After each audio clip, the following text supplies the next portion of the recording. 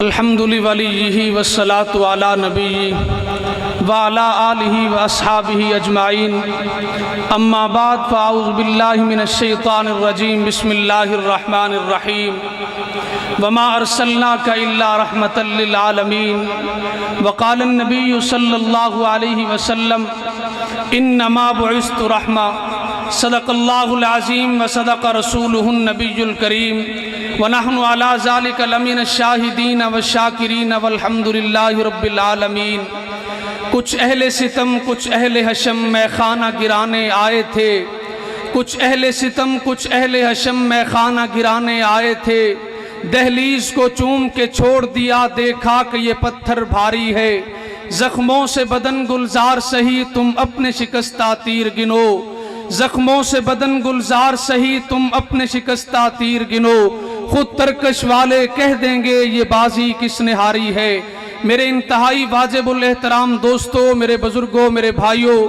Stage پر تشریف فرما میرے مسلک کے معتبر ترین ادارے کے جید علماء کرام اور دیگر شخصیات، آج کی اس عظیم الشان پروگرام میں ہمارے برادر عزیز، ہمارے دوست مولانا حفیظ الرحمان صاحب کی دعوت پہ مختصر وقت کے لیے چند باتیں آپ پہ گوش گزار کرنے کی جسارت کروں گا۔ آج کے اس پروگرام کے مہمان خصوصی تشریف فرما ہے، ان حضرات کی موجودگی میں مجھ جیسے طالب علم کا بات کرنا شاید کہ بنتا نہیں ہے، اور میں یہاں آ کے حیران ہوا کہ مہمانوں میزبانوں نے پتہ نہیں کیسے یاد کیا، جبکہ اسٹیج کا جلسے کا نظم پورا موجود ہے۔ اللہ رب العزت ان کو جزائے خیر عطا کرے۔ میں نے قرآن کریم کی ایک آیت اور حدیث مبارکہ میں سے ایک چھوٹا سا ٹکڑا تلاوت کیا ہے، اسی کے تناظر میں عرض کرنا چاہوں گا۔ میرے آقا کی پوری زندگی اس امت کے لیے رہنما ہے، میرے آقا انعامدار کا اٹھنا بیٹھنا چلنا پھرنا، آقا انعامدار کا کھانا، میرے آقا کا دنیا میں آنا، دنیا کے چلے جانا اس امت کے لیے رحمت کا ذریعہ بنا ہے۔ لیکن میرے آقا کی رحمت اور دیگر انبیاء کی رحمتوں میں میرے رب نے چند فرق رکھے ہیں۔ کون سے فرق؟ فرمایا ایک دن مکہ کے چند لوگ حضرت ابو طالب کے پاس آتے ہیں، آ کے کہنے لگتے ہیں اے ابو طالب ہم کس سے بات کریں؟ آپ کا بھتیجا محمد دین کی دعوت دیتا ہے، اگر ہم اس کو روکنے کے لیے کسی وڈیرے سے بات کریں، اس کا والد دنیا میں آنے سے پہلے اس دنیا سے پردہ فرما چکا ہے، دادا بھی دنیا سے چلا گیا، آج بات آپ سے کرتے ہیں۔ حضرت ابو طالب کہنے لگے ماجرا کیا ہے، بات کیا ہے؟ کہنے لگے وجہ یہ ہے آج سے پہلے ہم ایک مکان میں رہتے تھے، ایک جگہ میں رہتے تھے، لیکن جب سے آپ کے اس بھتیجے نے دین کی دعوت شروع کی ہے، باپ مسلمان ہے تو بیٹا کافر ہے، بیٹا مسلمان ہے تو باپ کافر ہے، دنیا میں پھوٹ پڑ گئی ہے، گھر الگ ہو گئے ہیں، ہم ایک دوسرے سے بات کرنے کے قابل نہیں ہے۔ اگر آپ کے اس بھتیجے کو مال چاہیے ہم مال دینے کو تیار ہے، اگر اچھی عورت چاہیے عورت دینے کو تیار ہے، اگر آپ کے اس بھتیجے کو سرداری چاہیے ہم سرداری دینے کو تیار ہے۔ حضرت ابو طالب نے میرے پیغمبر کو بلایا، آقا انعامدار نے دو لفظی جواب دے کے بات کو ختم کر دیا۔ آپ فرمانے لگے تمہاری سرداری جوتے کی نوک پہ رکھتا ہوں، اپنی عورتیں اپنے پاس رکھو، اپنا مال اپنے پاس رکھو،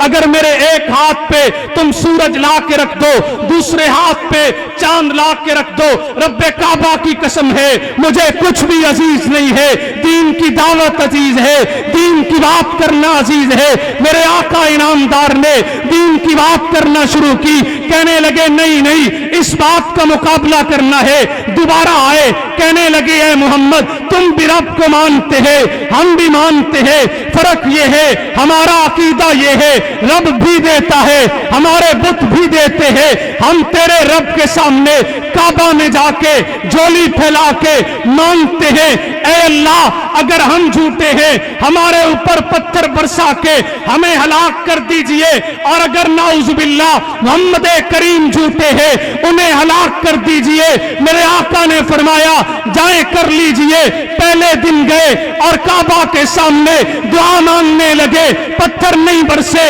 دوسرے دن گئے، پتھر نہیں برسے۔ تیسرے دن گئے، پتھر نہیں برسے۔ کہنے لگے ماجرا کیا ہے؟ صحابہ پوچھنے لگے اے میرے نبی پتھر تو برس جانے چاہیے تھے۔ آقا انعامدار نے فرمایا ان کے کرتوت ایسے ہے، ان پہ پتھر برسنے چاہیے، لیکن یاد رکھو میرے رب کا ضابطہ ہے، ایک وقت میں اگر ایک جگہ پہ اندھیرا ہوگا روشنی نہیں آ سکتی، اگر روشنی موجود ہے اندھیرا نہیں آ سکتا۔ ایک جگہ کے اندر اگر ایک وقت میں نور موجود ہے ظلمت نہیں آ سکتی۔ فرمایا میں نے اپنے پیغمبر کو رحمت بنا کے بھیجا ہے، میرا پیغمبر سارے جہانوں کے لیے رحمت بن کے آیا ہے۔ دلیل کیا ہے؟ فرمایا کہ وجہ یہ نہیں ہے کہ یہ سچے ہیں، وجہ یہ ہے انت فیہم، اے میرے پیغمبر آپ ان میں موجود ہے۔ فرمایا جہاں رحمت موجود ہو وہاں رب کا عذاب آیا نہیں کرتا۔ نمبر 2،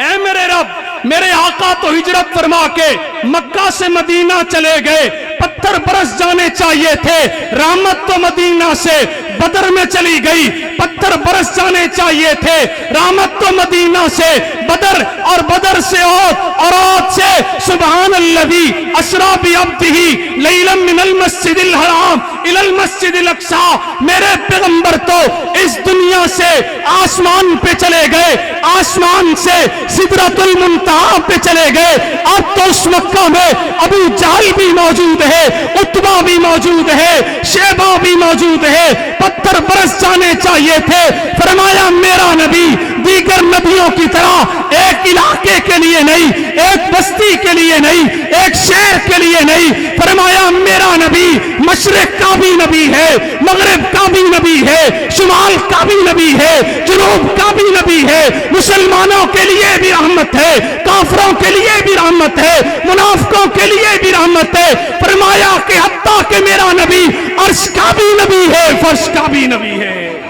فرمایا پتھر نہیں برسے وجہ یہ نہیں ہے کہ یہ سچے ہیں، فرمایا اس لیے کہ یہ رحمت ایک جگہ موجود نہیں۔ اس پہ آخری بات کر کے بات کو ختم کرتا ہوں۔ کبیر والا کے علماء موجود ہیں، اس سے علامہ عبدالستار تونسوی نے ایک نقطہ اخذ کیا ہے، حضرت مفتی شفیع عثمانی رحمہ اللہ تعالیٰ علیہ کی تفسیر ہے۔ فرمایا آج بعض لوگ کہہ دیتے ہیں نبی رحمت ہے، پوری دنیا کے لیے رحمت ہے۔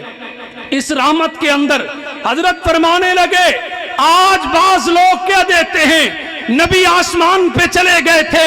پتھر برس جانے چاہیے تھے۔ فرمایا مانتے ہیں نبی آسمان پہ گئے، لیکن آپ کو آقا انعامدار کی حدیث میں یہ بھی ملے گا جب میرے نبی آسمان پہ گئے، آقا انعامدار تشریف لے کے گئے، کائنات کا نظام رک گیا، آقا انعامدار جس دروازے سے گزرے واپس تشریف لائے، اس دروازے کی کنڈی حرکت کر رہی تھی، میرے پیغمبر تشریف لے گئے، سمندروں کی روانی رک گئی، آقا انعامدار تشریف لے گئے، کائنات رک گئی۔ آج اگر کوئی یہ کہے میرے آقا اپنے روزے میں زندہ نہیں ہے تو پھر یاد رکھو آقا انعامدار اگر ایک رات کے لیے اس دنیا سے آسمان پہ مسجد اقصی پہ ساتوں آسمانوں پہ سدرۃ المنتہا پہ جائے، دنیا کا نظام رک جائے، جو نبی اگر اس اپنی قبر میں حیات نہ ہوتا، حضرت فرماتے ہیں میرے رب کی قسم ہے کائنات کا نظام پیغمبر کے دنیا سے چلے جانے کے بعد چلتا ہی نہ، اور فرمایا کرتے تھے ہمارا عقیدہ ہے میرے رب نے آج اگر آسمان کو بلندی دی ہے پیغمبر کی وجہ سے، زمین کو پستی دی ہے پیغمبر کی وجہ سے، اور اگر دریاؤں کو روانی دی ہے پیغمبر کی وجہ سے، سمندروں کو موجیں دی ہے پیغمبر کی وجہ سے، پھولوں میں خوشبو دی ہے پیغمبر کی وجہ سے، پھلوں میں رس دیا ہے پیغمبر کی وجہ سے، اگر میرے نبی اس کائنات کے لیے رحمت بن کے نہ آتے تو پھر یاد رکھو آپ اگر کوئی اپنا عقیدہ اپنی کوئی زبان الگ بارے میں اعلان کرے، خدا کی قسم وہ اعلان کسی ایک عقیدے کا انکار نہیں کرتا بلکہ میرے نبی کی ذات کا انکار کرتا ہے۔ نمبر 3 فرمایا میرے نبی مکہ میں تشریف لائے، فتح مکہ کا دن تھا، آقا انعامدار نے آقا کے سامنے حضرت علی آئے، اپنی تلوار نیام سے نکالی، کہنے لگے الیوم یوم الملحمہ، آج کا دن لڑائی کا دن ہے، آج کا دن بدلے کا دن ہے، آج کا دن ٹکرا جانے کا دن ہے، لیکن میرے نبی چونکہ اس کائنات کے لیے رحمت بن کے آئے تھے، آپ نے فرمایا نہیں نہیں، آج کا دن معافی کا دن ہے۔ آپ کے پاس پیغام آیا، حضرت ہند آئی ہے، فرمایا معافی ہے۔ آپ کے پاس پیغام آیا، آپ کا فلاں دشمن آیا ہے، فرمایا معافی ہے۔ آپ کے پاس پیغام آیا،